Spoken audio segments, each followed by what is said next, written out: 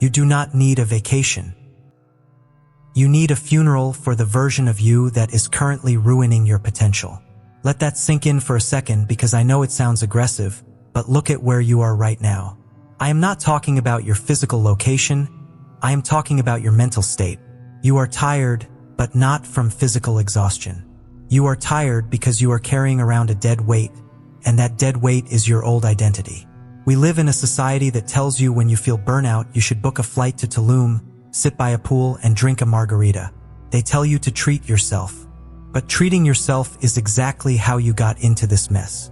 You have been treating yourself to dopamine hits, to comfort, to the path of least resistance for years, and now you are wondering why you feel like an NPC in your own video game. The uncomfortable truth is that you cannot heal a lifestyle problem with a week of relaxation. You can in Oppos fix a broken internal operating system by changing your external scenery for a few days. If you go on vacation as the same person who is addicted to their phone, terrified of failure, and seeking validation from strangers on the internet, you will just be that same miserable person but with a tan. This is why the concept of a reset is not about repair, it is about destruction. You need to kill the old self. Let's look at the visual reality of your life right now versus what it could be. On one side of the screen, we have the NPC life. This is the default setting for 99% of the population. It is the doom scrolling at 2 a.m. with blue light blasting into your retinas, wrecking your cortisol levels for the next day. It is the tired eyes that look glazed over because they Haven and Oppos focused on a singular goal in years. It is the body that is soft, not just because of a lack of exercise, but because of a lack of discipline. It is the constant state of reactive living. You wake up and the first thing you do is check your phone. You are immediately downloading the anxieties, the agendas, and the priorities of the world before your feet even touch the floor. You are a puppet and the algorithm is pulling the strings. You feel anxious, but you don in Oppos. Do you know why? You feel like you in Oppos. Running out of time, but you waste hours every day. This is the drift. This is the sleepwalking state where you are technically alive, but spiritually and ambitiously, you are flatlining. Now contrast that with the ghost. The version of you that emerges after 6 months of monk mode. This person is unrecognizable. I am not just talking about losing 20 pounds or getting a better haircut, although that happens too. I am talking about the energy you project. The ghost is focused. The ghost moves with intention.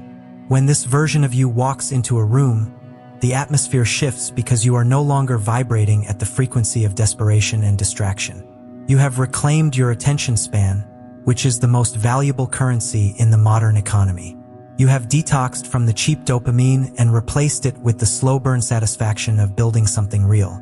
But to get from the NPC to the ghost, there is a price to pay, and that price is your current identity.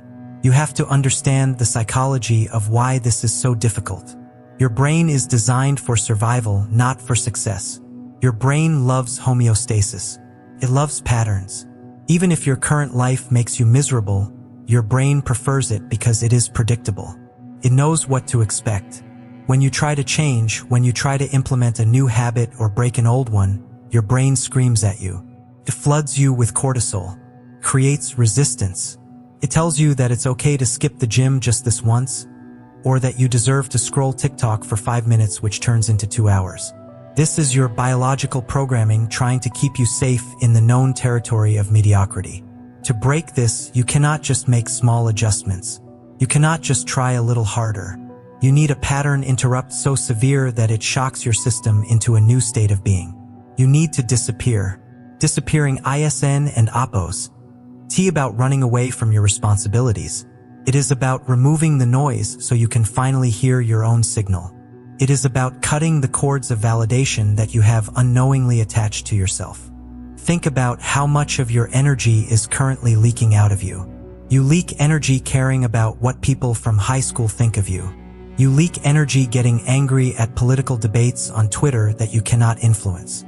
You leak energy trying to signal status to people who don and Oppos.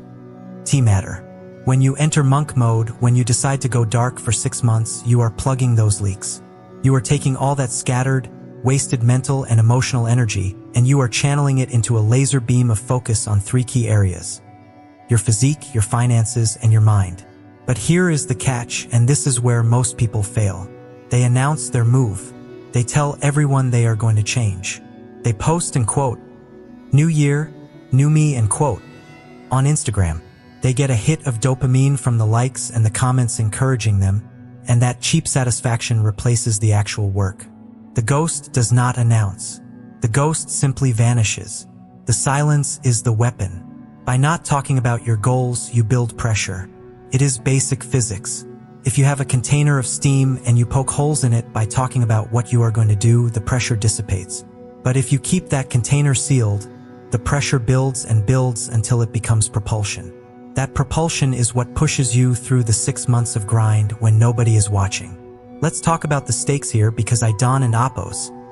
Think you realize how dangerous your current situation is. You think you have time. You think you can start next month or next year. But habits are compounding. Every day you spend as the NPC, you are reinforcing the neural pathways of laziness and distraction. You are pouring concrete around your feet. 10 years from now, you will not just be 10 years older. You will be 10 years more entrenched in these patterns. The escape velocity required to change your life at 30 is higher than at 20. And at 40, it is higher than at 30. You are sleepwalking toward a cliff edge of regret.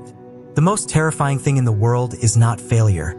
It is waking up at 65 years old and realizing you lived an entire life as a background character in someone else in Appos' movie. You realized you had potential that sat inside you like a seed that never got watered, and now it has withered and died. That is the stakes. We are talking about saving your life. Not your biological life, but the life of your potential. The reason we frame this as, in quote, killing, in quote, your old self is because of the cognitive dissonance you will feel.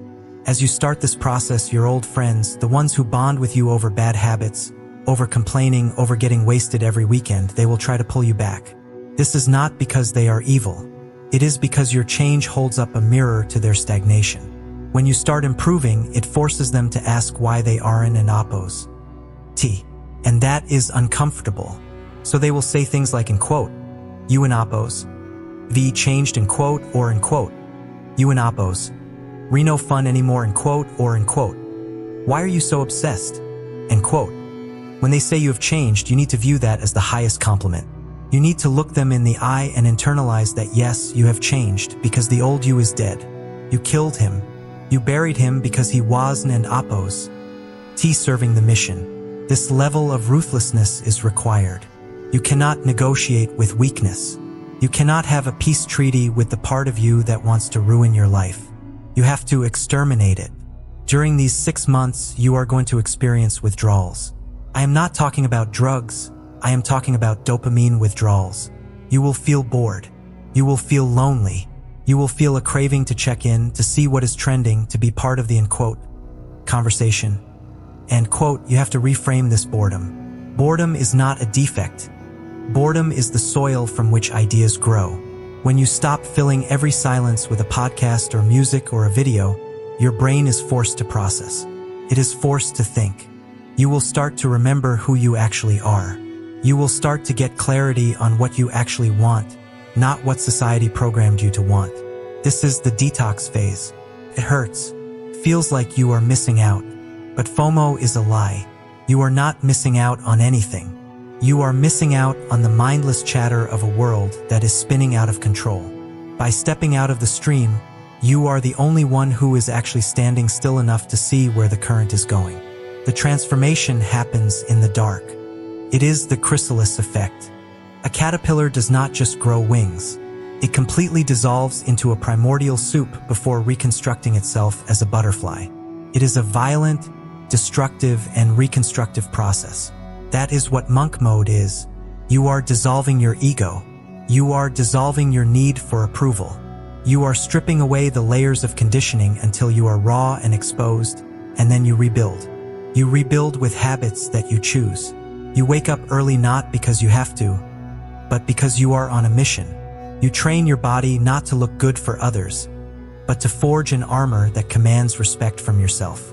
You learn high-value skills not to chase a paycheck, but to secure your freedom. This is active reconstruction. And the promise? The promise is that in 6 months you will reemerge and you will require a reintroduction. People who knew you will look at you and they will sense a glitch in their matrix. They will see the physical changes, sure, the jawline, the posture, the clothes, but they will be more confused by the intangibles. They will notice that you don and oppose. React to things that used to trigger you. They will notice that you don and oppose. Join in on the gossip. They will notice that you speak with a weight and a gravity that wasn't oppose. There before. You will have the aura of someone who has conquered themselves. And there is no power on earth greater than the power of self-conquest. When you know you can trust yourself to do the hard things when nobody is watching, you become dangerous. You become a force of nature. But you have to start today. Not tomorrow. Not next Monday. The end quote. Tomorrow end quote. Version of you is a liar. The end quote. Tomorrow end quote. Version of you is the one who has kept you stuck in this loop for years. The decision must be immediate and it must be absolute. It is a binary switch. You are either the NPC or you are the ghost. You are either consuming or you are creating. You are either drifting or you are driving. The pattern interrupt starts now. You need to look at your environment and identify the triggers that keep you small. Delete the apps. Cancel the subscriptions. Say no to the events that drain you. Go dark. Tell your family you are working on a project. Tell your friends you are taking a break to focus. And then do the work. The beauty of this 6-month timeline is that it is short enough to be manageable but long enough to change your biology. Neuroplasticity teaches us that neurons that fire together, wire together. By forcing new behaviors for 6 months, you are physically rewiring the architecture of your brain. You are paving new highways for your thoughts and letting the old roads of anxiety and procrastination grow over with weeds. Do not underestimate the severity of the situation. We are living in an attention economy where trillion-dollar companies are hiring the smartest PhDs in the world to figure out how to keep you scrolling. They are betting against you. They are betting that you are too weak, too distracted, and too addicted to break free. They want you to stay the NPC. They want you to be a battery that powers their machine. Every time you give in to the distraction, they win and you lose. End quote. The reset, end quote, is your rebellion. It is your declaration of war against mediocrity. It is you taking the pen back and writing your own script. But you cannot write a new chapter while you are still rereading the old one. You have to turn the page. You have to close the book on the old you. Imagine the day you come back. Imagine the feeling of walking down the street 6 months from now. The air feels different. You feel lighter yet more grounded. You have a secret. You know what it takes to change. You look at the people around you, still rushing, still scrolling, still stressed, and you feel a deep sense of compassion, but also a separation. You are no longer part of the herd. You have broken the cycle. This is not arrogance. It is self-respect. You have earned the right to exist in a different reality because you paid the price of admission. The price was 6 months of focus, 6 months of saying no, 6 months of, end quote, killing, end quote, the part of you that wanted to stay comfortable. So here is the challenge. I want you to visualize your own funeral. Not the end of your life, but the end of your lifestyle. Who is in that casket? It's the guy who hit snooze. It's the girl who cares too much about opinions. It's the version of you that is afraid. Look at that version, say thank you for getting me this far, and then say goodbye. Burn the ships. There is no going back. The island is the only option. You are going to struggle, you are going to want to quit, and you are going to question if it is worth it. And in those moments, you have to remember the alternative. The alternative is the drift. The alternative is waking up in 5 years in the exact same spot, with the exact same complaints, just older and more bitter. That pain is far worse than the pain of discipline. Choose your pain. The pain of discipline weighs ounces. The pain of regret weighs tons. The door is open. The path is clear. But you have to take the first step. You have to decide right now that the next 6 months are going to be a ghost town. No applause, no audience, just you and the work. If you can do that, if you can truly disappear and commit to the process of the reset, you won an oppose. Just change your life. You will transcend it. The world is noisy. Your mind is cluttered. The only way out is through the silence. Embrace the void. Become the ghost. Let the old self die so the new self can breathe. This is not a drill. This is your life. And the clock is ticking. Let us be brutally honest about how your day actually begins, because if we cannot admit the truth of the morning, we have no hope of fixing the trajectory of your life. You do not wake up and immediately jump out of bed with the vigor of a Spartan warrior ready to conquer the world. Nor do you greet the sun with a mindful meditation that aligns your chakras. No, what likely happens is far more insidious and pathetic.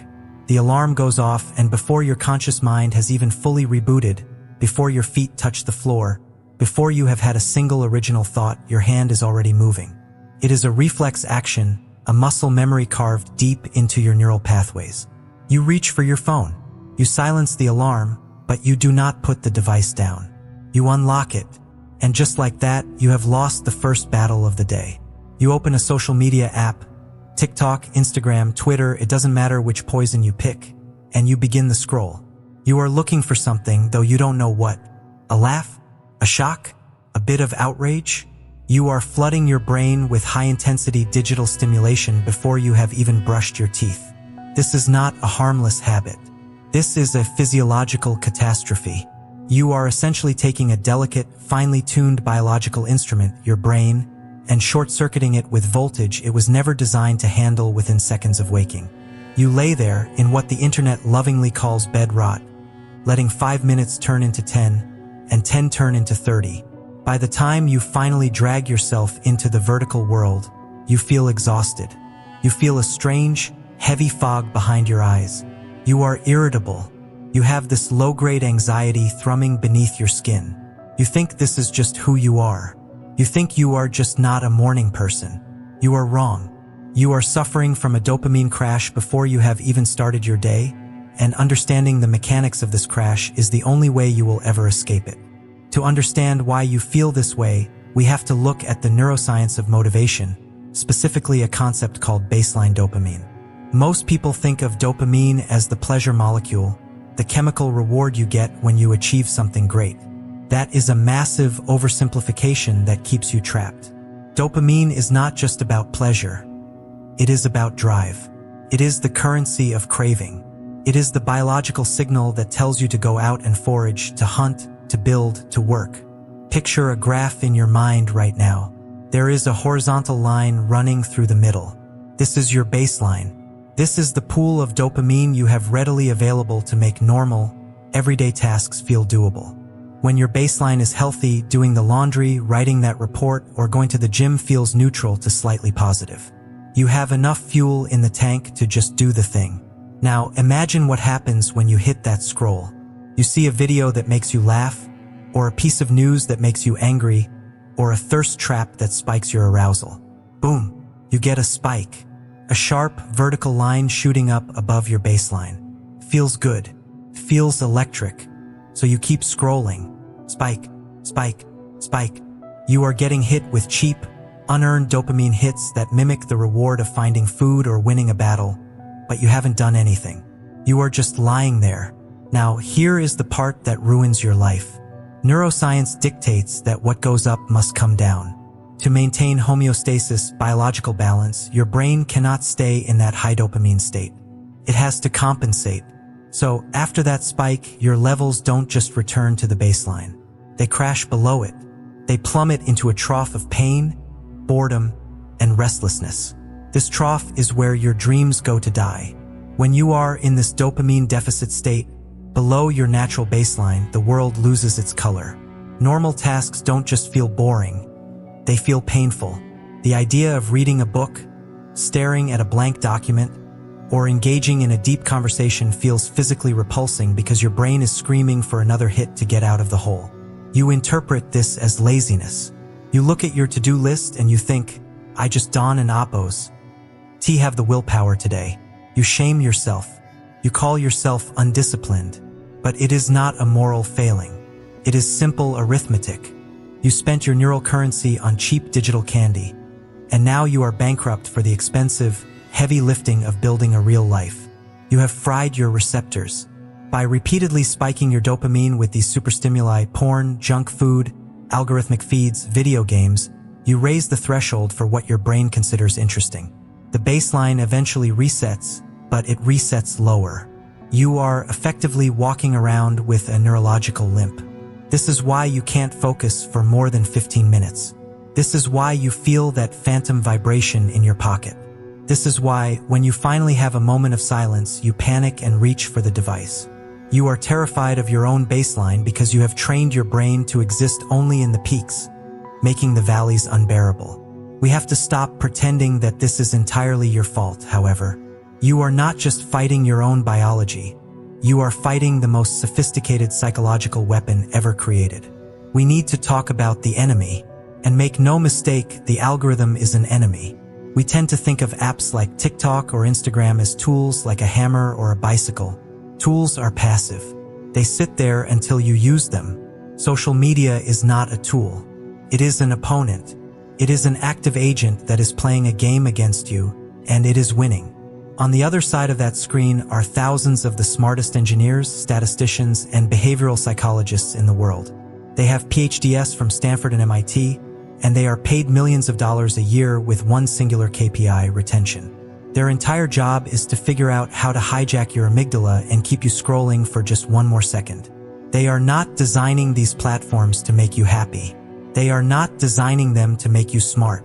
They are designing them to extract your time. You are the resource. Your attention is the oil, and they are drilling. They use a technique known in psychology as a variable reward schedule. This is the exact same mechanism used in slot machines. When you pull the lever on a slot machine, you don't win every time. If you won every time, it would get boring. If you never won, you would quit. But the machine gives you a win just often enough at unpredictable intervals to keep you pulling the lever. That is your newsfeed.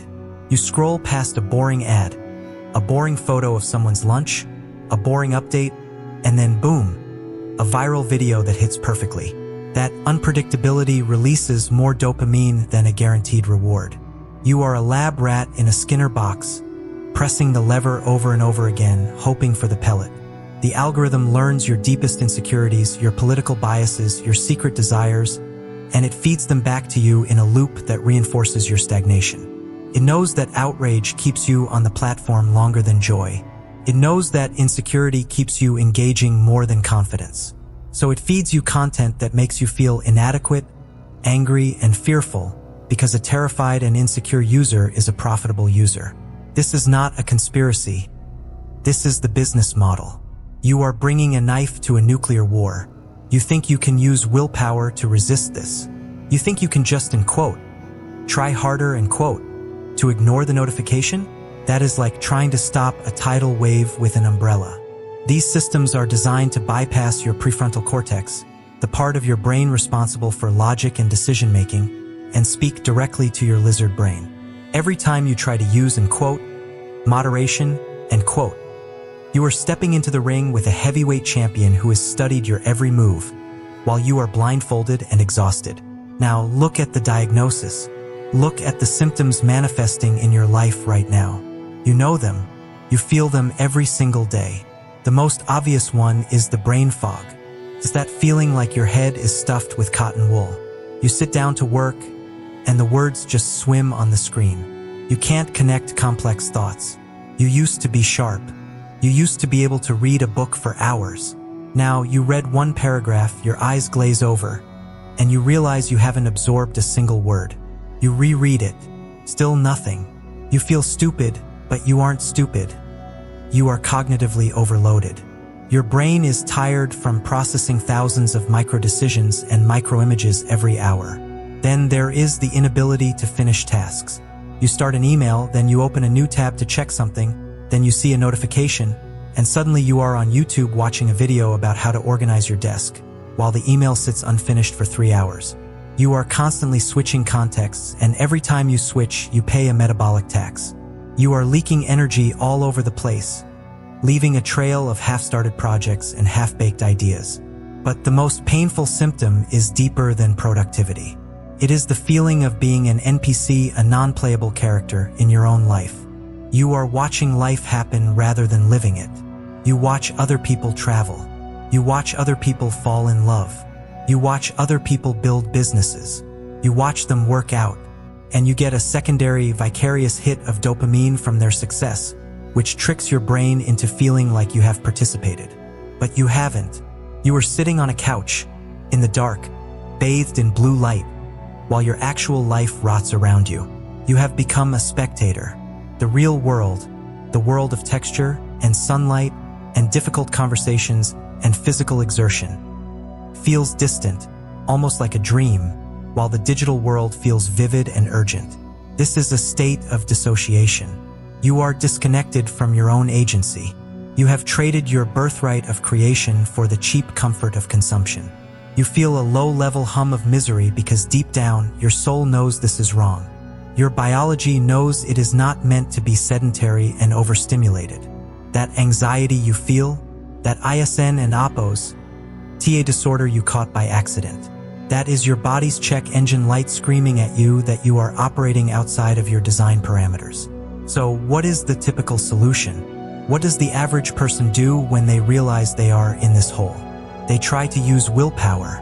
They say, and quote, "Okay, starting Monday, I'm going to limit my screen time to 1 hour.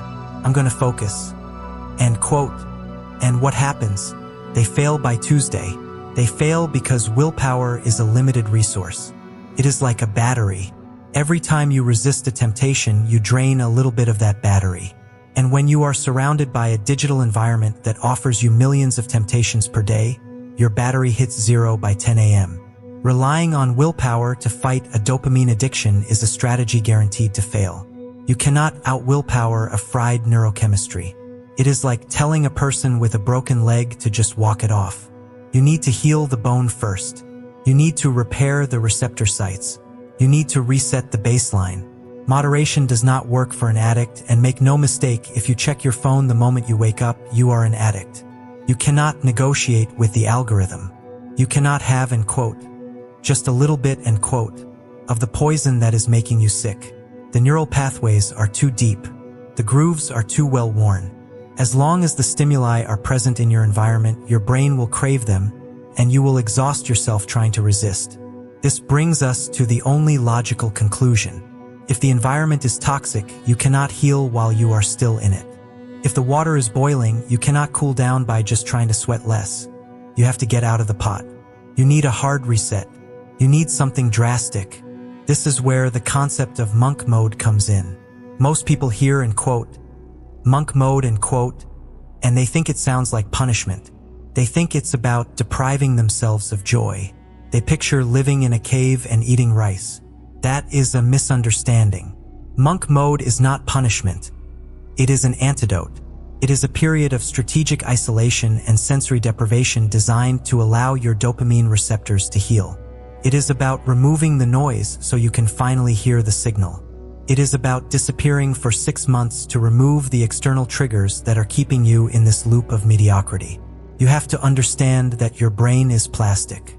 Neuroplasticity means your brain can change, can heal, but it only changes in response to the demands you place on it.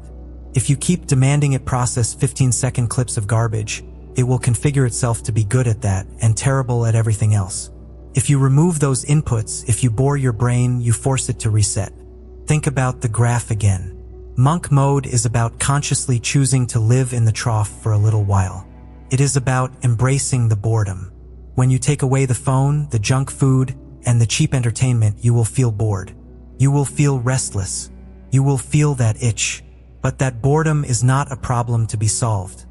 It is the medicine. That boredom is your brain searching for a new baseline. When you deny it the cheap hits, the brain is forced to eventually upregulate your dopamine receptors. It starts to become sensitive to the little things again.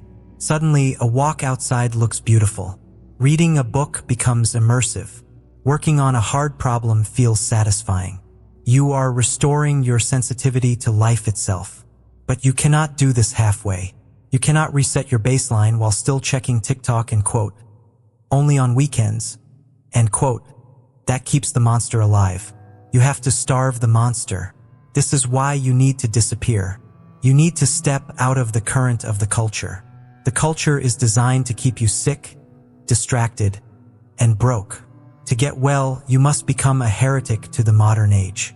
You must unplug to plug back into reality. This ISN and Oppos. T about being better than everyone else. It is about survival. It is about reclaiming the only thing you actually own, your mind. Right now, your mind is occupied territory. It is colonized by corporations and algorithms that view you as a data point. Monk mode is the revolution. It is the act of kicking the occupiers out and barricading the door until you have rebuilt the infrastructure of your own focus. You feel stuck because you are trying to build a skyscraper on a foundation of quicksand. You are trying to launch a business, get fit, or find a partner while your dopamine system is completely shattered. It will never work. You will just spin your wheels until you burn out. You have to fix the foundation first. You have to harden the ground. The symptoms you are feeling, the brain fog, the apathy, the distraction, these are not permanent character flaws. They are injuries. And like any injury, they require rest and rehabilitation to heal. 6 months. That is the prescription. 6 months of deep, focused, undistracted living. Sounds like a long time, but compared to a lifetime of scrolling, it is a blink of an eye. The alternative is to stay exactly where you are, waking up tired, scrolling through the lives of strangers, and wondering where the years went. The pivot starts with the realization that you are sick, and the cure is not more of the same. The cure is silence. The cure is depth. The cure is disappearing so completely that the algorithm forgets you exist, so that you can finally remember who you are. The pain of discipline is far less than the pain of regret, but the pain of detox is real. You have to be willing to face the withdrawal. You have to be willing to sit in the empty room with your own thoughts and not panic. Because on the other side of that boredom is the person you were supposed to be before the world got its hooks in you. You are about to enter the protocol, and before we break down the specifics, you need to understand the visual architecture of what you are doing, because without a mental map, you will get lost in the dark. Imagine for a second that your life is an open-world RPG video game, and for the last few years you have been stuck in the starter village, grinding low-level quests, talking to non-playable characters who have the exact same dialogue options every single day, and you are wondering why your experience bar is barely moving. Ghost mode is not about playing that game harder or faster.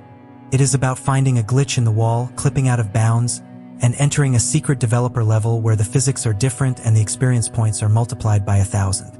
You are leaving the main map to grind in silence so that when you finally glitch back into the main storyline 6 months from now, your character is so overpowered that the obstacles that used to ruin your week now get crushed without you even breaking a sweat.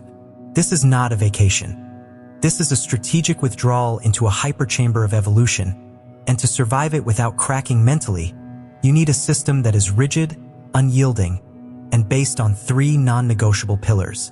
The first pillar is radical elimination, and this is where most people fail before they even start because they treat their time like a toddler with a credit card instead of a chief financial officer managing a Fortune 500 company. You need to audit your time with the cold, unfeeling precision of a CFO who is looking at a bleeding balance sheet and deciding which departments need to be shut down immediately to save the corporation.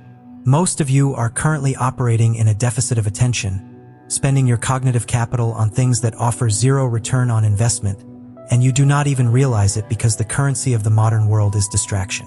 You have to print out the spreadsheet of your life and look at where the hours are going, and I promise you the results will be horrifying.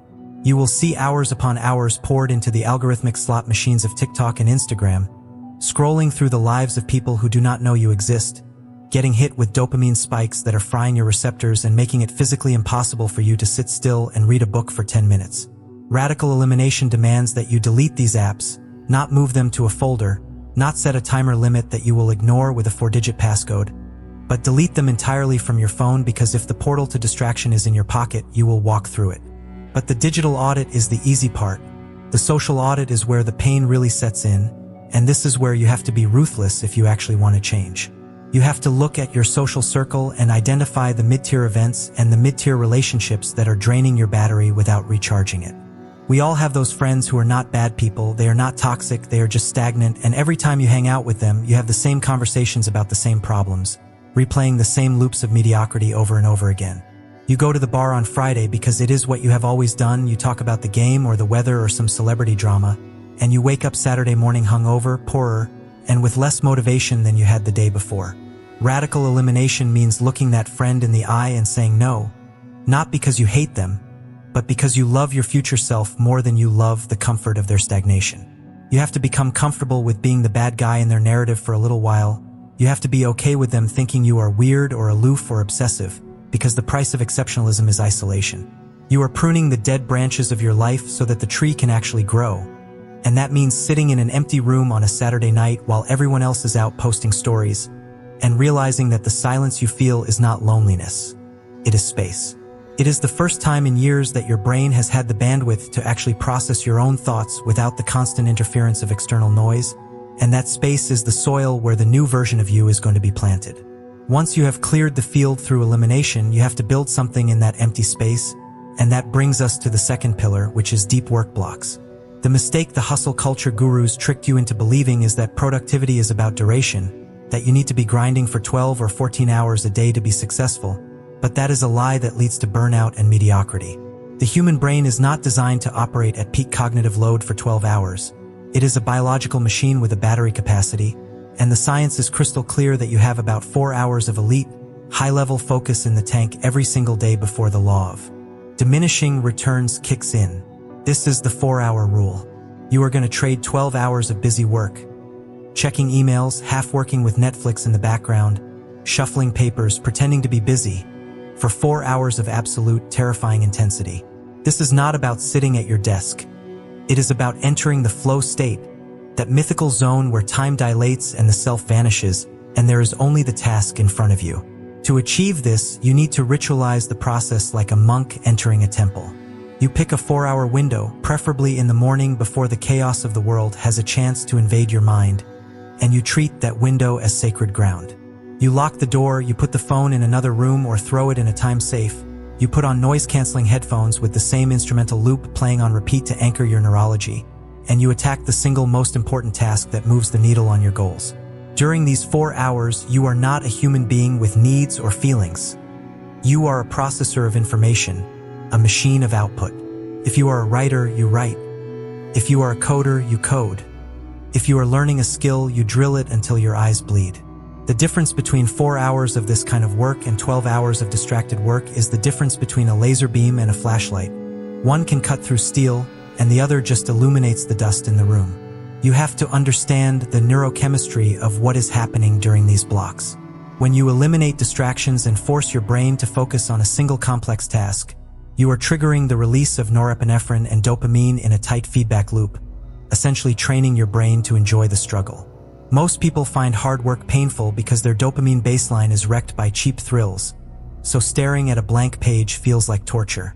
But when you strip away the cheap dopamine during the elimination phase and then force yourself into these deep work blocks, your brain starts to resensitize. You start to find a grim satisfaction in the difficulty. You start to crave the resistance because you know that the resistance is the signal that you are leveling up. It is like grinding XP in that secret level. Every hour of deep work is a deposit into the bank of your competence, and after 6 months of this, you will look back and realize you have produced more high-quality output in this window than most people produce in a decade of distracted, multitasking mediocrity. This is how you bridge the gap between where you are and where you want to be. Not by working longer, but by working deeper, by diving into the abyss of your own potential and refusing to come up for air until you have found something of value. However, the mind cannot sustain this level of intensity if the vessel that carries it is weak, which brings us to the third pillar, physical reconstruction. This is not about vanity, this is not about getting abs so you can post a thirst trap on Instagram, and this is not about fitting into a smaller pair of jeans. Physical reconstruction is a non-negotiable requirement for cognitive warfare because the body and the mind are not two separate entities. They are a single feedback loop, and if your body is soft, slow, and inflamed, your mind will be foggy, anxious, and weak. You need to introduce a level of physical stress that forces your system to adapt, because pain creates focus in a way that nothing else can. When you are under a heavy barbell, struggling to stand up with a weight that could crush you, you cannot be thinking about your ex, you cannot be worrying about your taxes, and you cannot be stressing about the news. You are forced into the absolute present moment by the sheer visceral reality of the physical load. This pillar requires you to lift heavy or run far, to engage in exercise that scares you a little bit. We are talking about progressive overload, a systematic increase in the difficulty of your training that mirrors the psychological growth you are chasing. Every time you step into the gym or onto the track during this 6-month blackout, you are sending a biological signal to your DNA that says, and quote, "We are under attack, we need to be stronger to survive," end quote. Your body responds by dumping testosterone, growth hormone, and endorphins into your bloodstream, a chemical cocktail that acts as a natural antidepressant and a cognitive enhancer. You are literally changing the chemical composition of your brain through the movement of your body. Think about the days you feel sluggish and depressed, how the world feels overwhelming and impossible. Now think about how you feel 20 minutes after a brutal workout, when the sweat is dripping and your heart is pounding. The problem's Haven and Oppos. T changed, but you have changed. You are harder, you are sharper, and you are more resilient. During ghost mode, the gym is not a social club.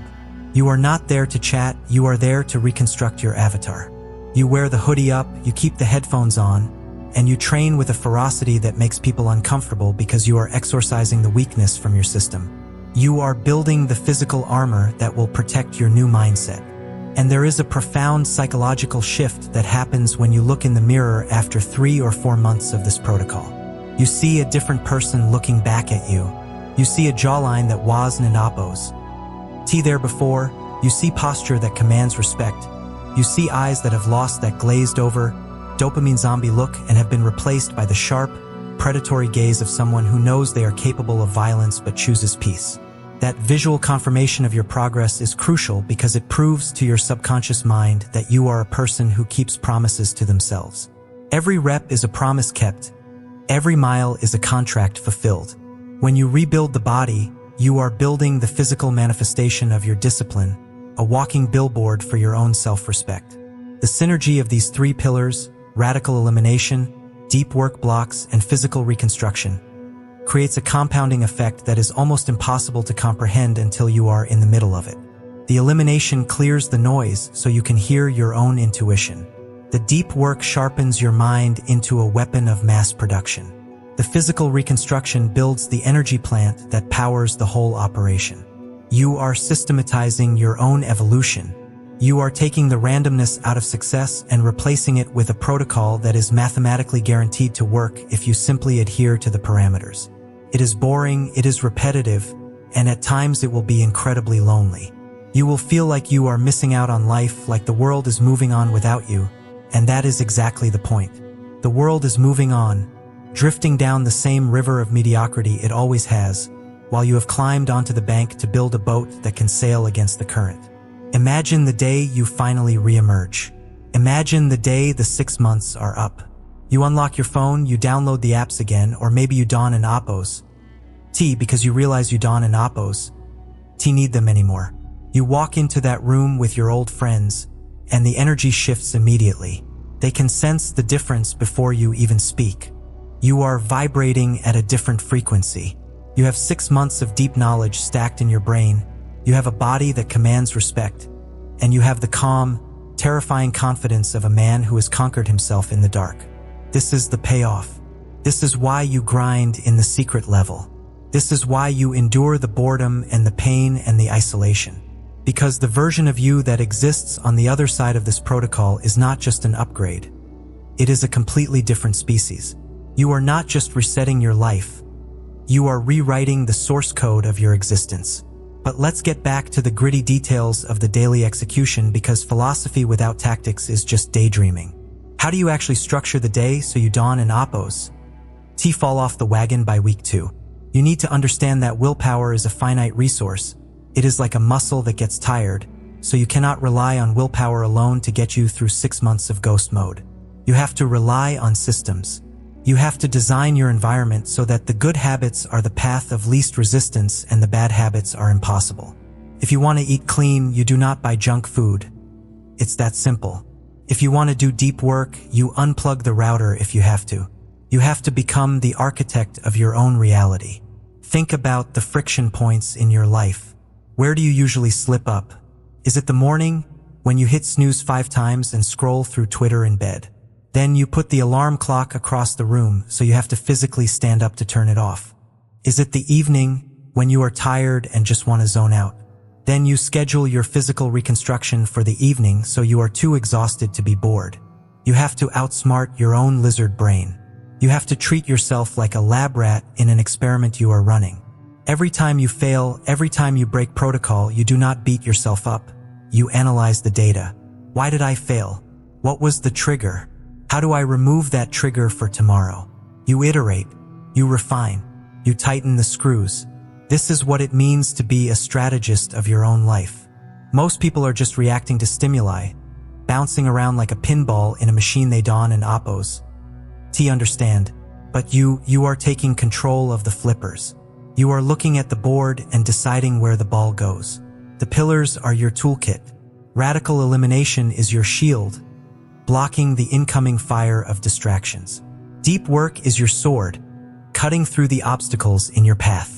Physical reconstruction is your armor, keeping you in the fight when things get heavy. And the secret level?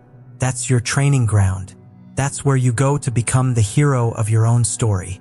There is a concept in psychology called, and quote, identity shifting, end quote. And it suggests that the strongest force in the human personality is the need to remain consistent with how we define ourselves. Right now, your identity might be, end quote, the procrastinator, end quote, or end quote, the guy who can and oppose, get in shape, end quote, or end quote, the person who never finishes what they start, end quote. That identity is a cage. The ghost mode protocol is the key to unlocking that cage because action dictates identity. You do not think your way into a new way of acting. You act your way into a new way of thinking. By performing the actions of a disciplined, focused, powerful individual every single day for 6 months, you are proving to yourself that this is who you are now. You are rewriting the narrative in real time. You are brainwashing yourself into greatness. So when you wake up tomorrow and the alarm goes off and it's dark and it's cold and every fiber of your being wants to stay under the covers, remember the visual. Remember the secret level.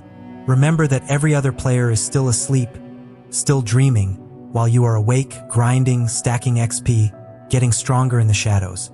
Remember that the pain of discipline weighs ounces, but the pain of regret weighs tons.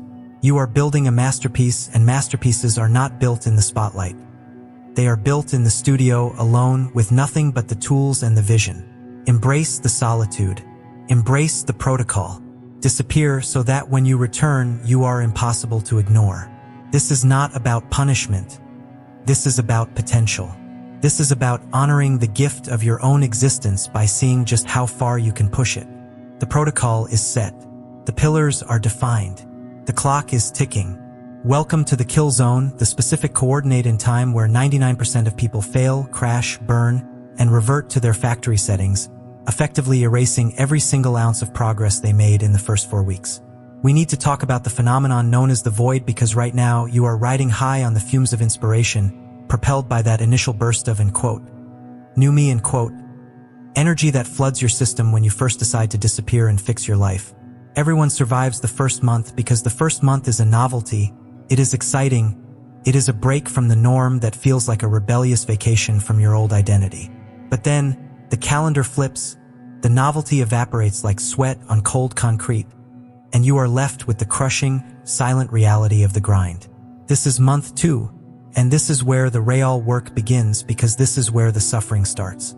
You need to understand that what awaits you around week 5 or 6 is not just a dip in motivation. It is a full-blown psychological withdrawal symptom that feels physically painful. You will wake up on a Tuesday morning, perhaps 6 weeks in, and you will feel an emptiness so profound that you will question your sanity, your goals, and your entire existence. This is the void.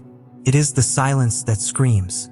It is the moment your brain, which has been addicted to high-frequency, low-value dopamine hits for the last decade of your life, realizes that the supply has been cut off and starts throwing a tantrum that would rival a toddler in a supermarket aisle. Most people interpret this feeling as a sign that they are doing something wrong, that this path is too hard, or that they are depressed, but you need to flip that script immediately. This feeling is not a signal to stop. It is the most critical biological feedback loop you have ever experienced, signaling that the rewiring process has actually begun. You have to realize that up until this point, your baseline for stimulation has been artificially inflated by algorithms designed by trillion-dollar companies to keep you in a state of constant reactive arousal. When you enter monk mode, when you strip away the cheap entertainment, the mindless scrolling, the substance abuse, and the validation loops of social media, you are not just, in quote, bored, in quote. In the colloquial sense, you are experiencing a neurochemical deficit. Your brain is scanning the environment for the usual triggers, the red notification badge, the chaotic group chat, the drama, the sugar rush, and it is finding nothing but the four walls of your discipline. This gap between what your addicted brain expects and what your disciplined reality is providing is the void. It feels like loneliness, but it is actually just the absence of noise. It feels like depression, but it is actually the lowering of your dopamine baseline. You must be explicitly warned that during this period, your mind will conspire against you with a level of cunning you didn't and oppose. Know it possessed. It will try to convince you that, in quote, just one night out, in quote, one and oppose, hurt, or that you and oppose, in quote, earned a break, end quote, or that this entire experiment is a chaotic waste of time that is making you miserable. Do not listen. This is the addiction talking. This is the parasite of mediocrity fighting for its life because it knows you are starving it to death. If you can survive the void, if you can sit in that empty room and stare at the wall and refuse to pick up the phone, you break the chain. You reset the thermostat, but you have to endure the heat first. This brings us to the fundamental reframe required to survive this phase, which is understanding that boredom is not a bug in the operating system of the human experience. It is the primary feature. We have demonized boredom in modern society, treating it like a disease that must be cured instantly with a glowing rectangle. But if you look at the history of human innovation, almost every single breakthrough, every masterpiece, every strategic leap forward was born in the womb of profound, agonizing boredom. When you are bored, your brain enters the default mode network, a state of wakeful rest where the mind wanders, connects disparate ideas, and engages in autobiographical planning. This is where the magic happens. This is where you actually figure out who you are and what you want to do with your life. By constantly anesthetizing yourself against boredom with content and distractions, you have been robbing yourself of your own genius. When you hit the void in month 2, and the boredom washes over you like a tidal wave, you must lean into it. You must embrace the suck. Do not try to solve the boredom with low-value tasks. Do not start cleaning your apartment for the 5th time or reorganizing your desktop icons just to feel busy. Sit there. Let the boredom crush you until you are forced to produce something of value to escape it. This is how you weaponize the void. Your brain, desperate for stimulation, will eventually realize that the only way to get a dopamine hit is to actually do the hard work, to write the code, to build the business plan, to lift the heavy weight. You are retraining your physiology to derive pleasure from effort rather than consumption. It is a painful transition, but it is the only way to move from being a consumer of the world to a creator of it. While you are fighting this internal battle, there is an external war raging that is equally dangerous. The battle of perception and the fear of missing out. As you enter the 2nd month, the initial, in quote, I and oppose, am busy, in quote, excuses start to wear thin with your social circle, and the reality that you are actually disappearing sets in.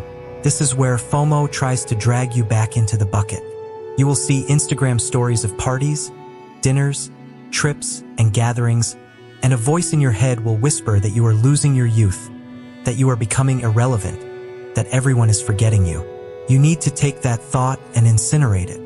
We need to shift your operating system from fear of missing out to the joy of missing out, or JOMO. You need to understand the true nature of the events you think you are missing. Analyze them objectively. Are you missing a life-changing event? Or are you missing the same 4 conversations with the same 6 people? Drinking the same drinks in a venue that looks exactly like the last one? Complaining about the same problems that none of them are fixing? You are not missing the party. You are escaping the loop. The people inside that loop are NPCs playing out a script that doesn't in oppose. Change. You have stepped off the stage to rewrite the play. Here is the metaphor you need to tattoo on your subconscious. You are not missing the party because you are currently building the venue. The people suffering from FOMO are consumers of experiences created by others. They are guests. They wait in line. They pay the cover charge. They hope the DJ is good. By entering monk mode, by disappearing into the void, you are transitioning from the guest to the architect. You are sacrificing the short-term pleasure of attending the event for the long-term power of owning the building. When you reemerge after 6 months, you won and oppose. TB trying to get on the guest list. You will be the reason the list exists. This is the difference between cheap dopamine and deep satisfaction. Every time you feel that twinge of jealousy when you see your friends out having fun, remind yourself that they are renting happiness for a few hours at a high interest rate while you are investing in an asset yourself that will pay dividends for the rest of your life. The joy of missing out comes from the supreme confidence that what you are building in the dark is infinitely more valuable than what they are consuming in the light. You are trading a night of blurry memories for a decade of freedom. That is a trade that only a fool would refuse, yet most people refuse it every weekend because they cannot handle the temporary solitude. Now, let's get tactical because philosophy without application is just hallucination. You are going to face pressure. Your friends, your family, your coworkers, they will not understand what you are doing. In fact, they will likely be offended by it. When you change, when you withdraw, it holds up a mirror to their lack of change, and that makes people uncomfortable. They will try to sabotage you, not out of malice, but out of a subconscious desire to pull you back to the baseline so they don and oppose. Have to question their own stagnation. They will say things like, you and oppose, re-obsessed, you and oppose, re no fun anymore, one drink, one and oppose, kill you, You need a defense mechanism, a script that protects your time without burning bridges unnecessarily, although you must be willing to burn them if the bridge leads back to a place you no longer belong. The mistake most people make is over-explaining.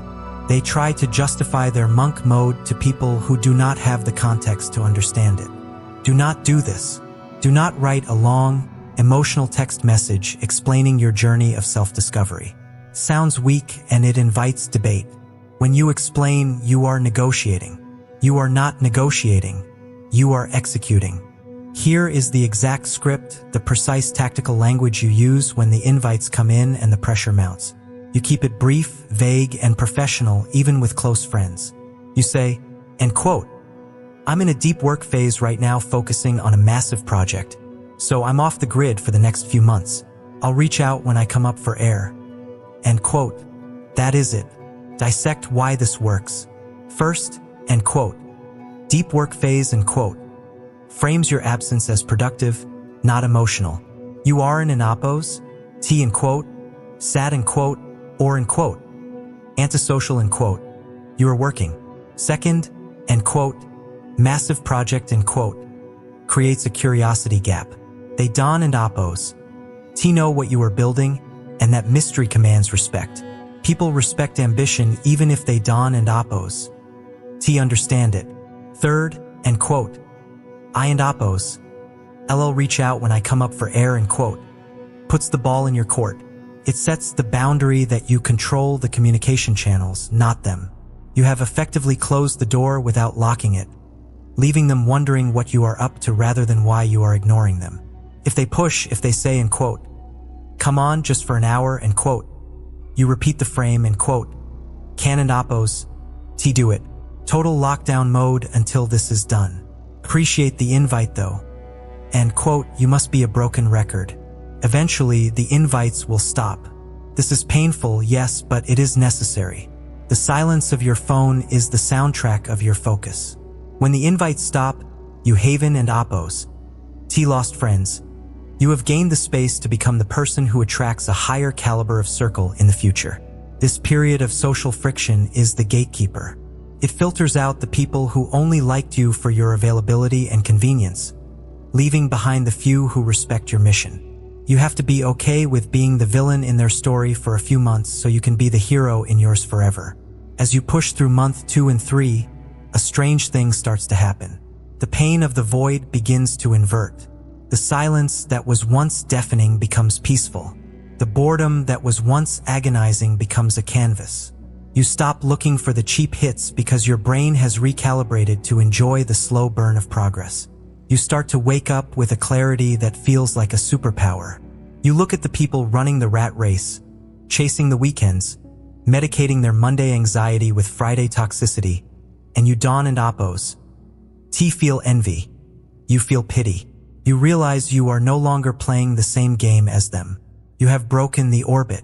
This resilience you are building, This ability to sit alone in a room and work when the world is screaming for your attention is the single most valuable skill in the modern economy.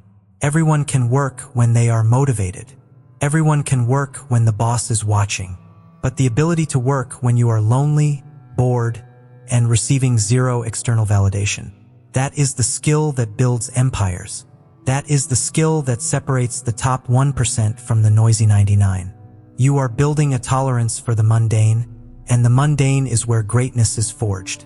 Think about the Olympic swimmer staring at the black line on the bottom of the pool for 6 hours a day, 4 years in a row, for a race that lasts 2 minutes. Think about the writer staring at the blinking cursor. Think about the founder coding in a garage while their friends are at a festival.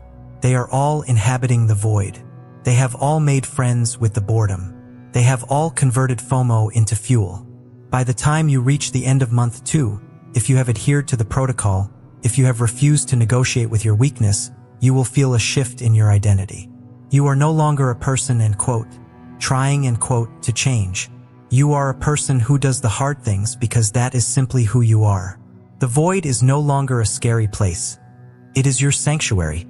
It is the hyperbolic time chamber where you are compressing decades of growth into months of intensity. So when the loneliness hits, when the boredom bites, when the phone is silent, do not run. Smile. Because that feeling is the sensation of your old self dying and your new self fighting its way to the surface. You are not losing your life. You are shedding a skin that was too small for the person you are becoming. Stay in the void. Hold the line. The only way out is through. Let's be real for a second, because if you are still watching this, it means a part of you is desperate for a change, but the logical side of your brain is screaming that 6 months feels like a prison sentence. You are looking at the mountain of monk mode and thinking about the weddings you will miss, the group chats you will be absent from, and the sheer boredom of half a year without your digital pacifiers. This is where most people fail before they even put on their running shoes, because the human brain is evolutionarily wired to resist long-term pain for long-term gain. We are creatures of immediate gratification, hunting for the next berry on the bush, or in your case, the next notification on the screen. So we are not going to commit to 6 months right now. That is too heavy, too daunting, and quite frankly, you do not have the discipline for it yet. Instead, we are going to hack your brain's fear response by using a strategy one called the soft launch. In the startup world, you never just release a product to the global market on day one. You soft launch it to a small test group to work out the bugs and validate the concept. You are going to do the same thing with your life. We are talking about the first 168 hours, 7 days, a single week. If you tell yourself you are quitting social media forever, you will panic and relapse within 48 hours. But if you tell yourself it is just a 7-day experiment, a mere 168 hours out of the roughly 4,000 weeks, why? Oh, you will be alive. The barrier to entry drops to the floor. This is low friction. This is the beta test of the new you. And the objective of this week is not to achieve enlightenment or become a millionaire. The objective is simply to disrupt the pattern. Let's break down exactly what happens in the first 48 hours, which we call the digital purge. And I need you to understand the neurochemistry at play here, because if you don't respect the biology will crush you. Days 1 and 2 are going to feel like a withdrawal, because that is exactly what they are. You are an addict. We all are. Your phone is a dopamine slot machine that you carry in your pocket, and every time you pull down to refresh, you are pulling the lever. When you stop pulling the lever, your brain does not just sit there quietly. It throws a tantrum. It screams for stimulation. To combat this, we have to make your phone the most boring object in your house. The first step, and I mean you do this the second this video ends, is turning your phone to grayscale.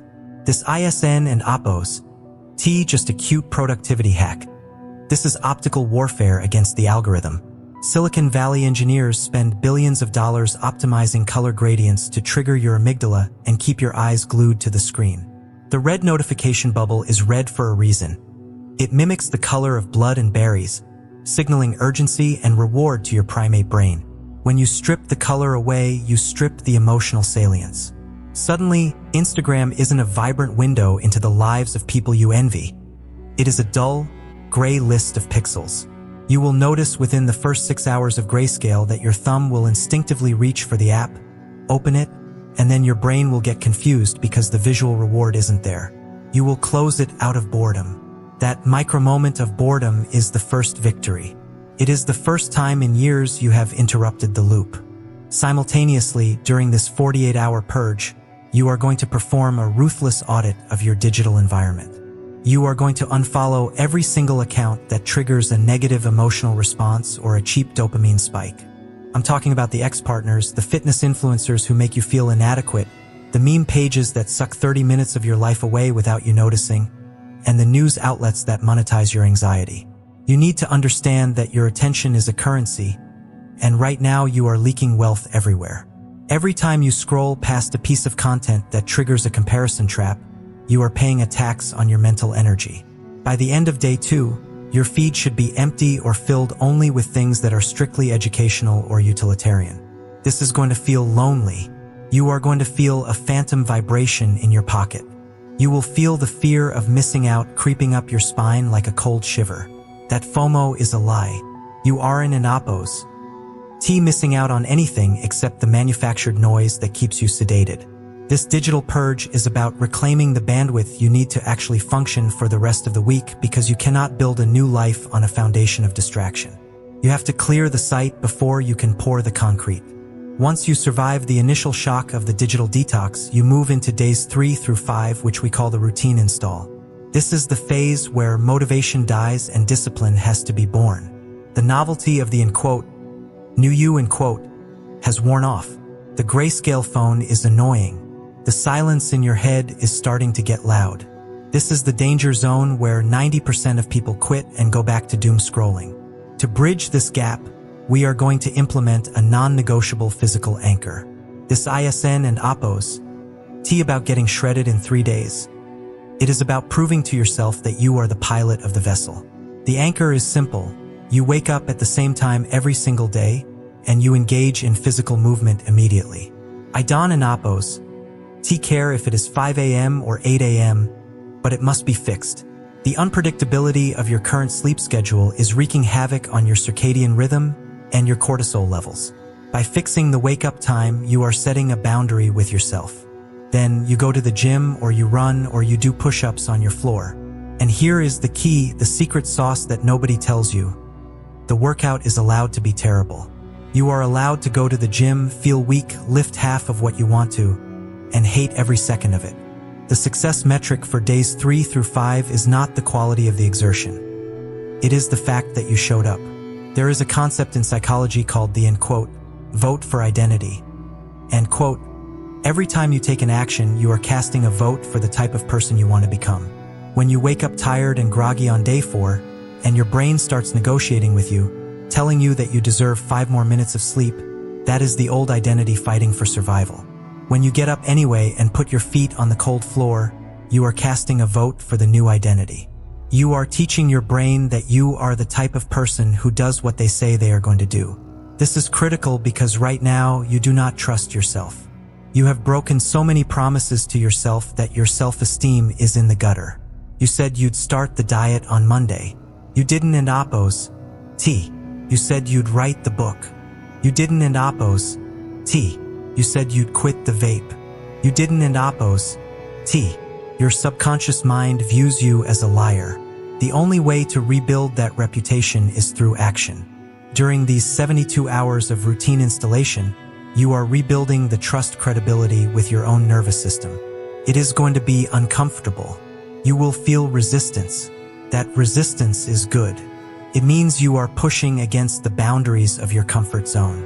If it was easy, it wouldn't, and oppose. Be changing you. You have to embrace the suck. You have to look at the friction and realize that the friction is the point. You are hardening the steel.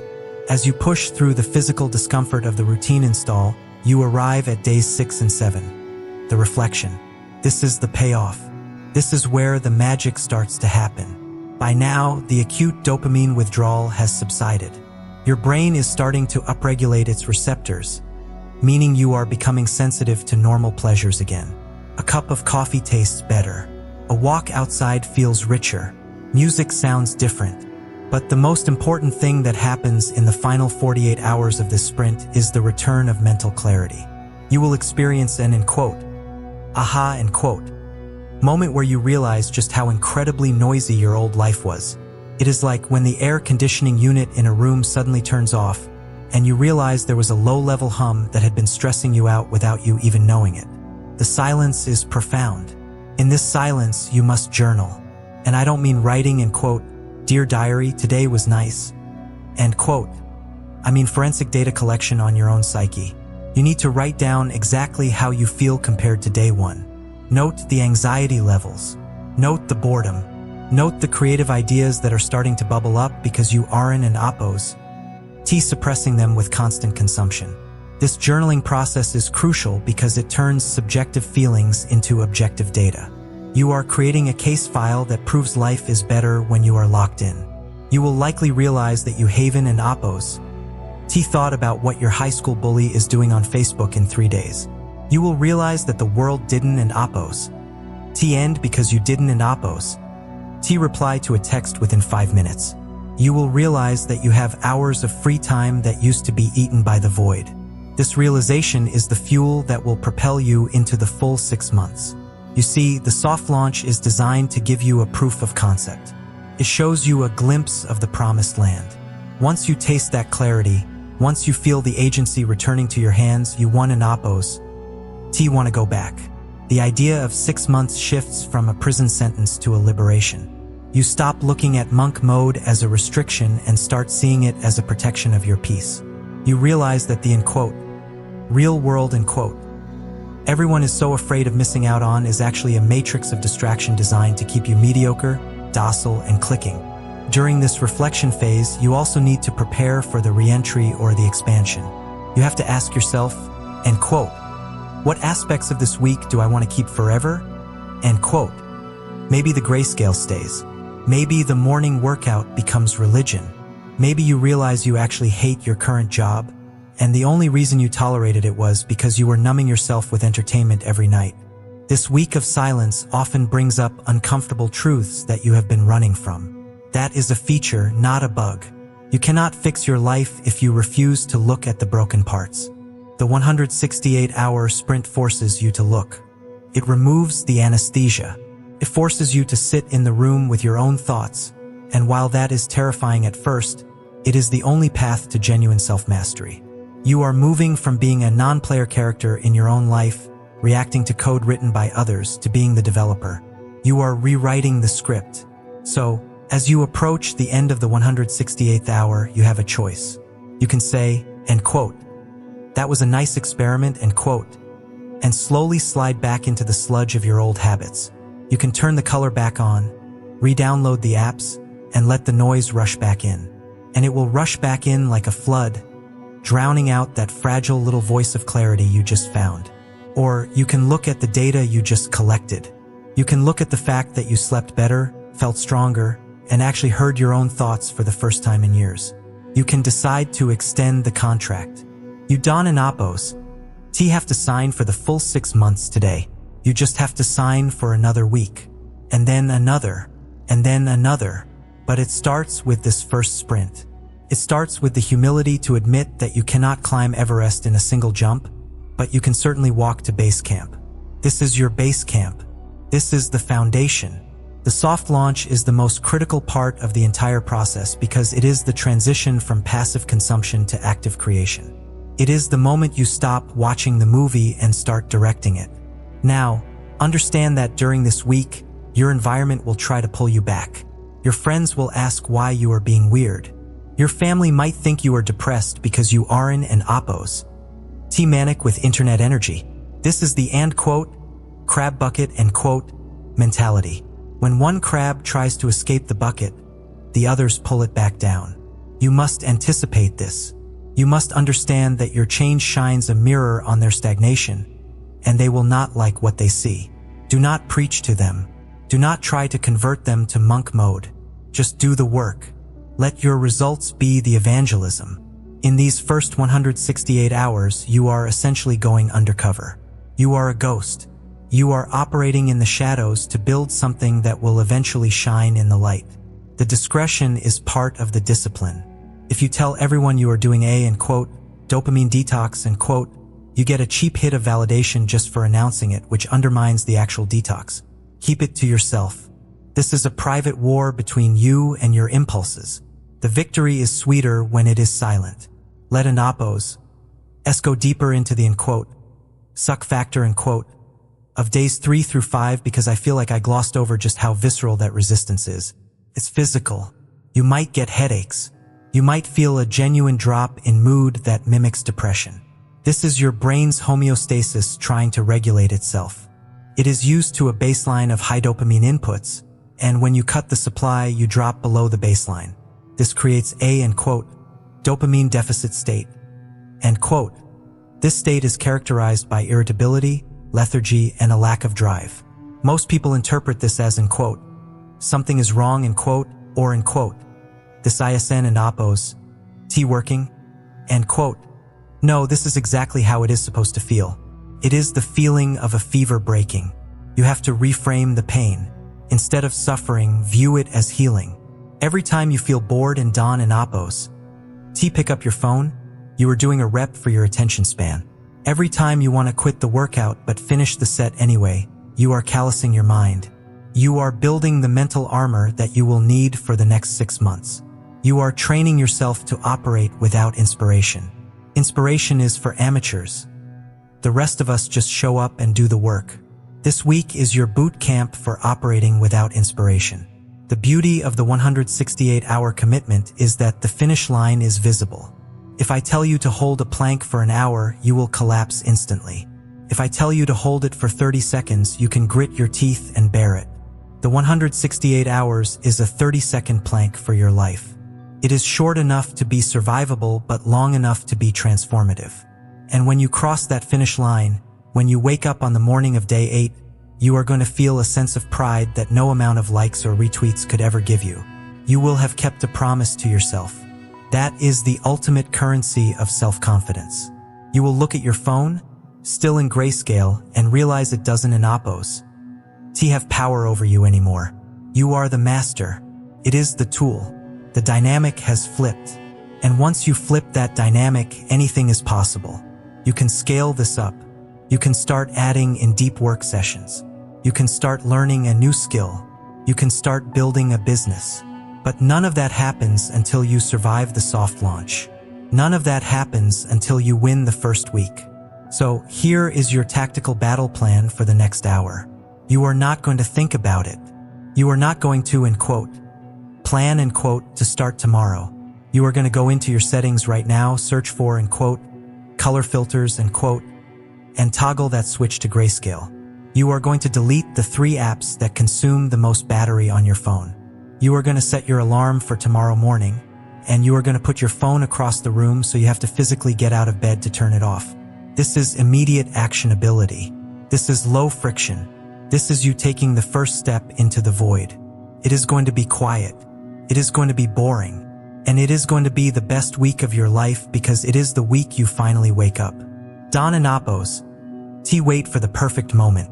The perfect moment is a myth. There is only the present moment and the choice you make within it. Choose the silence. Choose the struggle. Choose the soft launch. Because the version of you that exists 6 months from now is begging you to start today. Imagine the calendar on your wall turning exactly 180 days from today. The date is circled in red ink, a target you set 6 months ago when you were broken, distracted, and drowning in the noise of a world that didn't care about your potential. But today is different. Today is the day the doors open. Today is the day you step out of the hyperbolic time chamber, out of the shadows, and back into the light of the public eye. You unlock your door, and the air smells different. It is not the air that has changed, of course, but your capacity to process it.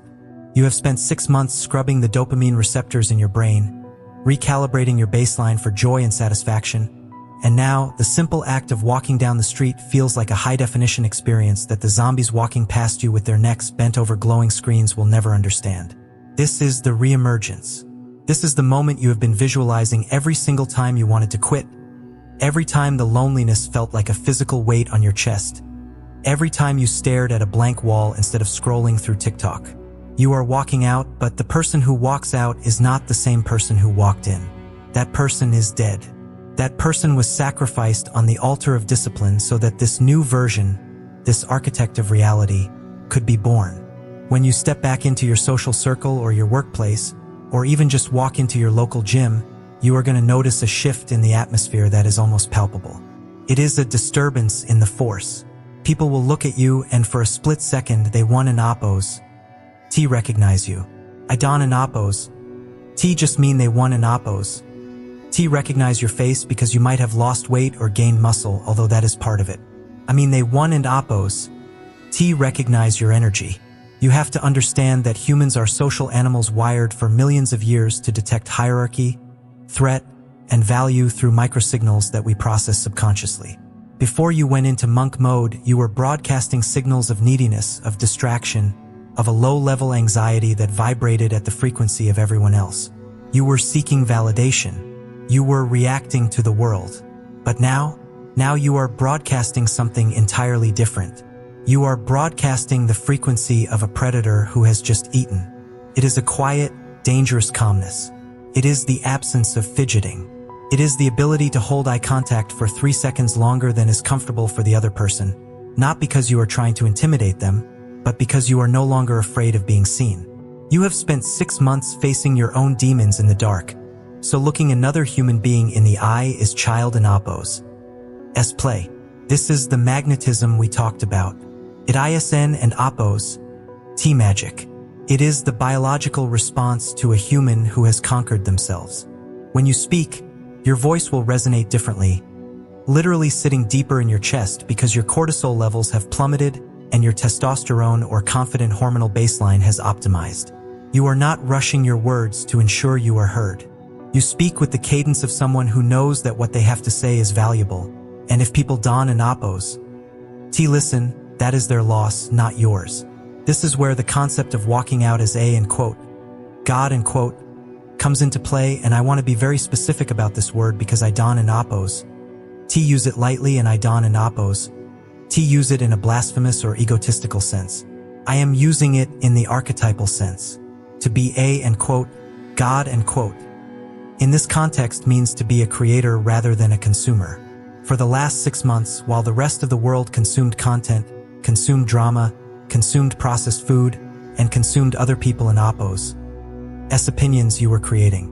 You were creating a business, you were creating a physique, you were creating a philosophy, but most importantly, you were creating a mind that is impervious to the chaos of the external world. When you re-emerge, you are walking among mortals who are still enslaved by their impulses. You will see your friends getting triggered by a headline, getting upset over a text message, spiraling because of a comment on Instagram, and you will look at them with a sense of compassionate detachment. You are no longer in that game. You have ascended above the noise. You possess what the Stoics called, and quote, ataraxia, and quote, a state of serene calmness and untroubled mind. This detachment makes you incredibly attractive. It is the ultimate power move. People chase what retreats from them, and they are drawn to what is stable. By becoming the unshakable rock in a chaotic ocean, you naturally become the leader, the focal point, the gravity of any room you enter. You don and oppose. T have to try to be the alpha. You simply are the most grounded reality in the space, and people will orbit you automatically. Let and oppose. S talk about the specific interactions you're going to have. Picture the moment you run into an old flame or a former boss who doubted you, or a friend who told you to, and quote, be realistic, and quote, when you started this journey. They are expecting the old you. They are expecting the version of you that apologizes for existing. Instead, they meet this new entity. You are polite, you are warm, but you are distant. There is a wall of glass between you and them, built brick by brick from the mornings you woke up at 4 a.m. They ask you what you've been up to. You don and oppose. T give them a 20-minute speech about your grind. You don and oppose. T try to impress them. You simply smile and say, and quote, I and oppose. V been focusing on myself, and quote. The mystery of that sentence is more powerful than any brag could ever be. You have mastered the art of the curiosity gap in real life. They can see the results. They can see the glow of your skin, the sharpness of your jawline, the clarity in your eyes, the quality of the clothes you can now afford, or simply the way you carry yourself. They can see the success, so you don and oppose. T need to say it. This creates a cognitive dissonance in their brain. They are trying to reconcile the person they thought they knew with the person standing in front of them, and that confusion breeds obsession. They will go home and stalk your social media, but they will find nothing because you've been a ghost. You haven and oppose. T been posting your lunch? You and oppose. V been building an empire. This silence is deafening. It screams competence. It signals that you don and oppose. T need their applause to know you and oppose. Re-winning. But here is the twist. Here is the part of the video where we flip the script. And if you have been listening passively, I need you to lean in right now because this is the most important psychological realization you will ever have. The vision I just painted for you, the respect, the magnetism, the money, the physique, the shock on people's faces, that is the bait. That is the external motivation that gets you to start the engine. But when you actually get there, when you actually reach the 6-month mark and walk out that door, you are going to realize something profound. You are going to realize that you don and oppose. T care about their reaction anymore. The twist is that the goal was never the destination. The goal was never the Lamborghini, or the six-pack, or the girl, or the revenge on your haters. Those are just side effects. The goal was becoming the person who could survive the journey. The prize is not what you get. The prize is who you become. You will look at the admiration in their eyes and you will feel nothing, because you have already validated yourself during those thousands of lonely hours. You have already proven to yourself that you are capable of doing hard things. You have forged a reputation with yourself, which is the only reputation that matters. The moment you realize you no longer need the world to tell you and oppose. Ria King is the moment you actually become one. This is the paradox of desire. As long as you desperately want the respect of others, you repel it. Once you do the work to the point where you no longer need it, the world throws it at your feet. You have walked out as a god not because you have power over others, but because you have absolute power over yourself. Deep dive with me into the neuroscience of this transformation. For 6 months, you have denied yourself the cheap, instant hits of dopamine that society runs on. You have broken the addiction loop of seeking instant gratification. This means your brain has literally physically rewired itself. Your prefrontal cortex, the part of the brain responsible for executive function, long-term planning, and willpower, has thickened. You have biologically upgraded your hardware. When you look at a problem now, you don and oppose. T see a wall. You see a puzzle. When you feel stress, you don and oppose. T feel panic. You feel a call to action. You have moved from a reactive state of consciousness, where you are a victim of your environment, to a proactive state of consciousness, where you are the author of your environment. This is why you feel like an alien when you re-enter society. You are operating on a different operating system. You see people complaining about things that are entirely within their control, and you realize that you used to be one of them. You used to be the guy blaming the economy, blaming your genetics, blaming your parents. But the monk mode fire burned that victim mentality out of you.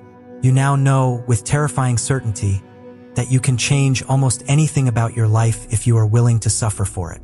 And because you are no longer afraid of suffering, because you befriended the pain during those 6 months, you are unstoppable. There is no leverage the world has over a man who is not afraid to be alone and not afraid to work. Let's talk about the shadow, In Jungian psychology, the shadow is the dark, repressed side of your personality. During your 6 months of isolation, you didn't oppose. Just work out and work on your business. If you did this right, you faced your shadow. You looked at your jealousy, your anger, your insecurities, and your trauma. You stopped distracting yourself from them with Netflix and video games. You sat with them. You integrated them. This gives you a dangerous edge. A man who knows his own darkness is not easily manipulated. When you walk back into the boardroom or the bar, you have a wholeness that others lack. People are fragmented. They are fighting internal civil wars. You are unified. This integration projects a level of authenticity that is rare in the modern world. You are not wearing a mask anymore because you don and oppose. Need to hide who you are. You have accepted the monster inside you and put him to work. You have channeled that aggression into your ambition. You have channeled that insecurity into perfectionism. You are whole, and in a world of fractured souls, the whole man is king. The reemergence is also a test of your new boundaries. The world will try to drag you back. This is the concept of, and quote, crabs in a bucket. End quote. When one crab tries to escape, the others pull it back down. When you reemerge, your old friends will try to get you to drink until you black out again. They will try to get you to gossip. They will try to get you to skip the gym. They are testing the structural integrity of the new you. And this is where you solidify your transformation. You say, and quote, no. End quote. You say it calmly without explanation. End quote. No, I and oppose. Am not doing that tonight. End quote. End quote. No, that doesn't an oppose. T align with where I and oppose. Am going. End quote. Every time you say no to the old life, you are saying yes to the new one. You are reinforcing the neural pathways of your new identity. You will lose friends. Let me be clear about that. You will lose people. And this is a good thing. You are shedding the dead skin. You are pruning the tree so it can grow taller. The people who fall away were attached to the version of you that was failing. The people who stay, or the new people you attract, will be attracted to the version of you that is soaring. You are upgrading your character, and that requires upgrading your cast. Do not mourn the loss of people who only loved you when you were weak. Now look at the timeline. We are talking about 6 months. In the grand scheme of a human life, 6 months is a blink of an eye. It is nothing, but it is also everything. It is enough time for a cell to renew. It is enough time to lose 30 pounds. It is enough time to code an app. It is enough time to write a book. It is enough time to learn a language. But most people will let the next 6 months pass exactly like the last 6 months. They will float down the river of time like driftwood, bouncing off rocks, ending up wherever the current takes them. You are choosing to grab the oars. You are choosing to swim upstream. The pain of the next 6 months is inevitable. You will either feel the pain of discipline, or you will feel the pain of regret. The difference is that the pain of discipline weighs ounces, while the pain of regret weighs tons. When you visualize that moment of walking out as a god, I want you to feel the lightness of having no regrets. I want you to feel the electric hum of potential realized. This is not about being better than other people. It is about being better than your previous self. It is about honoring the potential that was placed inside you. Every time you settle for mediocrity, you are spitting in the face of your creator, however you define that. You are wasting the gift. Monk mode is an act of reverence. It is a declaration that you refuse to die as a copy. You refuse to live a life scripted by algorithms and societal expectations. You are taking the pen back. You are writing your own arc. And the climax of that arc is the moment you step back into the world, not to seek its approval, but to leave your mark upon it. You are returning not as a beggar, but as a benefactor. You have value to give now. You have strength to lend. You have wisdom to share. You have become the lighthouse in the storm for everyone else. That is the responsibility of the strong. That is the burden of the end quote, God end quote, archetype. You don and oppose. T get strong just to flex. You get strong to lift the heavy things that crush everyone else. So here is the challenge. The window of opportunity is open right now.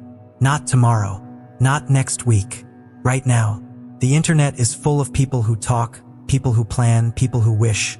It is starving for people who do. You have watched this video, which means the algorithm knew you were ready for this message. It brought you here because deep down, you know you are capable of more. You know you have been playing small. You know you have been sleeping on your own potential. The question is, are you going to close this tab and go back to being a zombie? Are you going to let the dopamine drip feed lull you back into a coma? Or are you going to cut the cord? Are you going to step into the darkness so you can find your own light? I want you to make a contract with yourself right here, right now, in the public square of the digital age. I want you to go down to the comments section and type a single word. One word that signifies the death of the old you and the birth of the new. One word that tells the world you are checking out of the matrix to build something real. I want you to comment the word and oppose, ghost and oppose. Do it. Type in oppose, ghost and oppose. If you are committing to the next 6 months of absolute focus. Type in oppose, ghost and oppose. If you are done with the excuses, type and oppos, ghost and oppos. If you are ready to disappear so you can return unrecognizable, look at the screen. Imagine the montage of your life starting from this second. The early mornings, the cold showers, the books read, the weights lifted, the money saved, the skills mastered. It's going to be hard. It's going to be lonely. There will be days you want to quit. But then imagine the beat drop. Imagine the fade to black. Imagine the silence before the storm. Imagine the door opening 6 months from now. Imagine the version of you that walks through it. That version is waiting for you. That version is begging you to start. The clock is ticking. The time will pass anyway. You might as well become a legend while it does. See you in 6 months.